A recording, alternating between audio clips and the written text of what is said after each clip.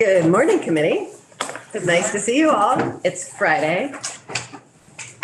And we are starting the day, as we tend to do on Fridays, with bill introductions from our colleagues. And happy to have you here, Representative Mulvaney Stanek, to tell us about H144, which is up on our committee page for everyone. Great, where's yours? Great, thank you. Good morning. Good morning, everyone. I'm Representative Emma Mulvaney Stanek, for your record, member of the House Commerce Committee, where we actually spend most of our time talking about one of the concepts in this bill for you, unemployment. But I thought I would start first by giving a little context of why I proposed this bill this session, and a little bit of unemployment, because we spend a lot of time on that in Commerce, but maybe you don't in Ways and Means, because the bill itself is actually pretty straightforward, but I will get to that at the end of my remarks. So H144 is an attempt to target economic relief to low and moderate income Vermonters who are facing an economic disruption in their life, which is a loss of a job, which is when you can access unemployment. Just a reminder, the UI program allows workers short-term replacement of lost wages to individuals who are unemployed through no fault of their own. So if you voluntarily quit a job, you can't access unemployment. So this is a layoff. These are reasons that you had no reason for having become the separation of your employment. A UI claimant must report weekly, every single week, about their unemployment status and do a job search to remain on unemployment. And so every week you have to be doing a job search and redocumenting through the Department of Labor process. And a claimant must also be able and available to work, which is a federal requirement. And if any of that changes, then you're no longer eligible to be on unemployment and receive benefits. Most Vermonters who access the UI program, on average, it's somewhere between 8 and 13 weeks of unemployment that they receive. And the average claim, so unemployment, if no one's been on it before, it's based on what your former wages were at your former employer. So it varies based on who you are. And also, if you had multiple jobs over the last several quarters, it can also vary based on where we are in the calendar year. And I'm not going to go more deeper than that. It gets complicated, but just every UI claimant doesn't receive the same amount of money in their claim. So the average claim for a Vermonter is about $330 a week. It's a percentage of what your lost wages were.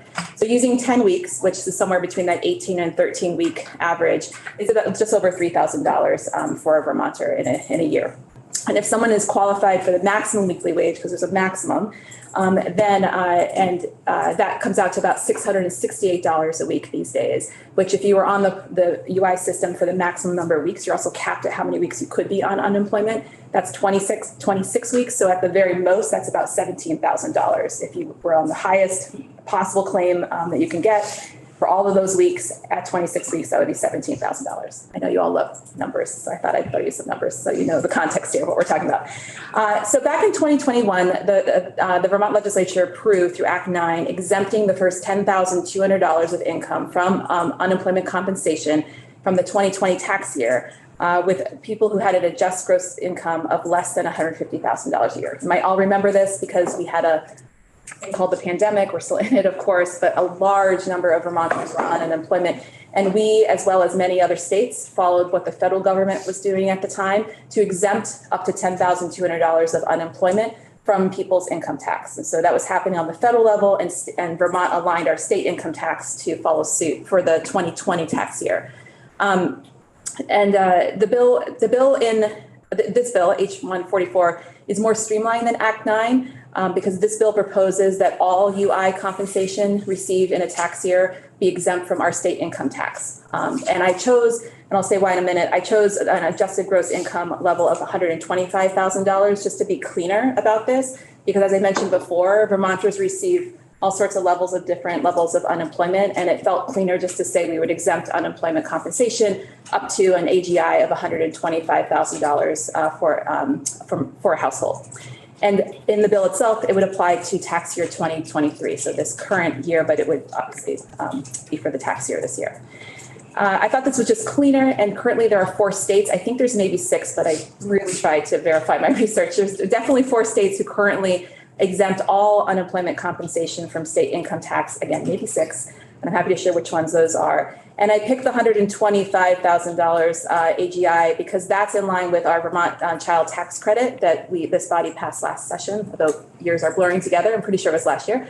And I just felt like in terms of consistency for taxpayers and tax preparers, having some consistency of where our income thresholds are is helpful for Vermonters, because there's a million ways we could define low and moderate income people. And when I was working on drafting this bill with joint fiscal and also Ledge Council, there's many options we can choose. And I think it's important for transparency and consistency for folks when they're, especially if they're preparing their own taxes, that we just try to provide people some clarity on what we're meaning around targeting programs like this or a policy like this to low and moderately income people.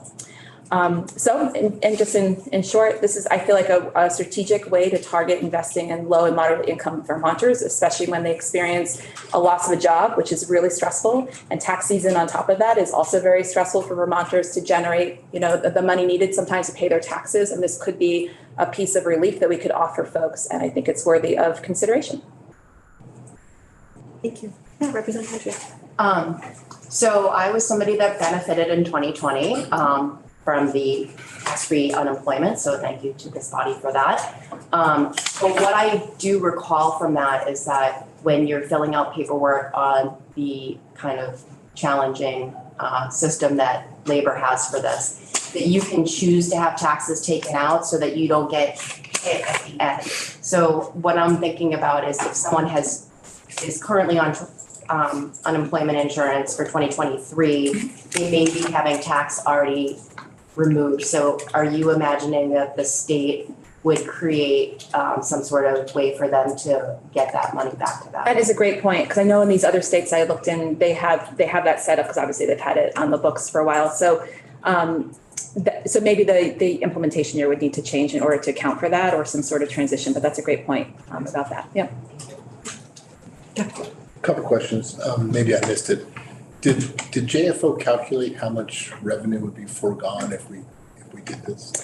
So I didn't get to that level of detail, but they did do this in 20, and so just for transparency, I attempted an amendment with the same idea last year. And so there's a lot more folks in 2021 tax year who were on unemployment. So it's much larger. I'm happy to share those numbers if that's helpful about what they estimated for that. Because if you remember 2021, probably for the first 2 quarters at least, there was still a high level of people on unemployment. It would probably be a higher number than they would calculate today. Yeah. Right. I can offer you this though, in terms of the unemployment rate, we're down now to 2.6% from December 2022.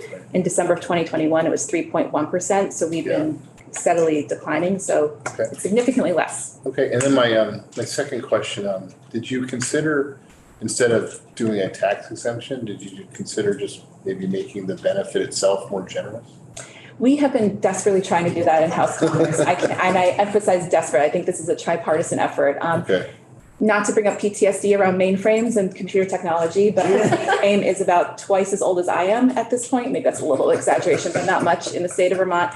And it is impossible. It's literally technically impossible to increase the benefit in a proportional way based on people's wages. So we, as you might recall, and I forget what act it was at this point, it was one of the big omnibus bills, we attempted to tack on at least a flat amount of an increase to the maximum weekly wage, which is the only thing we can touch, the $25. But again, that is not, we can't touch anything else until the mainframe is updated. And we just heard testimony this week from the Department of Labor that it could be up to 4 years until that. Not going well. Yeah. Okay. All right. Thank you. I actually went to the Commerce Committee yesterday to testify about the work of the Unemployment Insurance Study Committee, which I chaired with our we did like an enormous amount of modeling efforts around the best way to change the unemployment compensation. And that's sort of at the end of it said, oh yeah, and we can implement this really hard, good work of our staff and ourselves in 10 years.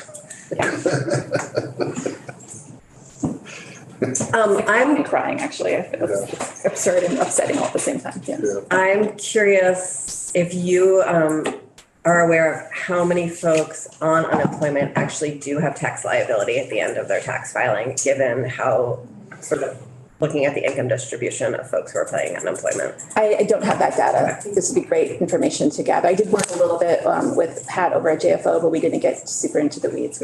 I was more trying to explore what is do we cap it at AGI or not? And at least I did get to that point of my intention is really to target this to low and moderate income people, all types of people from all sorts of walks of life, sometimes lose a job. And I would really want to target this to folks who economically need the benefit of having this income exempt, and not people who are making over $125,000 in their household, because I think they're going to be okay. They're going to weather that, unlike someone who's making much less. So, yeah, but that goes back to the question of that. I imagine the loss of revenue is going to be significantly smaller than when we were talking about this last year. This would be. So did you think about the lower income folks? Would this adversely affect any tax refund they might be if the money were taxed? So, can you give me an example of another program, for example, like the child tax credit, for example, or No, I'm just talking about in general? someone doing their tax return, usually getting a return, tax form. Now, this won't be taxed, so it won't add to that. It would affect that benefit, wouldn't it? Well, I think it first of all depends on their filing status. Again, I'm not a tax expert, right? It will depend on their filing status, depend if they have another income in their household. It will depend on, a number of different factors. So it varies so much. The intention, though, of course, is to try to be a net benefit to low and moderate income folks. And certainly if I've missed something, please let me know, or JFO, I'm sure will let me know. But Thank you thank you. very much. Really appreciate you joining us and taking us through it. Patience. Let me know if you would like to learn more. I will, thank you. And we're sort of, I think, going to be putting together sort of a package of updates on the CTC and the EITC and all of that. And it might make sense to continue this conversation. Okay, sounds good. Thank you. It's all on the floor. We are going to the floor, and then after the floor, we will come back here for further meetings. Please come back here after the floor promptly so that we can begin our work. If the floor does not end until 11:45, don't come back here. But anytime